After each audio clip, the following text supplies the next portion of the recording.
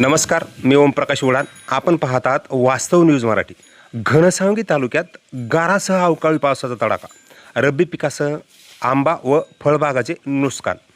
जालना जिल्ह्यातील घनसावंगी तालुक्यातील बाणेगाव व परिसरात आज 19 मार्च बुधवार रोजी सायंकाळी सुमारे 5 वाजेपासून अवकाळी पावसाने तब्बल अर्धा तास अचानक हजेरी लावून गारपीटही केली. या अनपेक्षित हवामान बदलामुळे शेतकऱ्याचे मोठे नुकसान झालं असून रब्बी हंगामातील उभ्या पिकावर अक्षरशः तडाखा बसलाय. सायंकाळच्या सुमारास आकाशात काळे ढग दाटून आले आणि काही वेळातच जोरदार वाऱ्यासह पावसाला सुरुवात झाली. त्यानंतर गारांचा मारा सुरू झाल्याने शेतामधील ज्वारी, हरभरा, गहू ही पिके आडवी पडली. तसेच आंब्याच्या झाडावरील कैऱ्या मोठ्या प्रमाणात गळून पडल्या असून चिकू, केळी, मोसंबी आदी फळबागांनाही मोठा फटका बसलाय.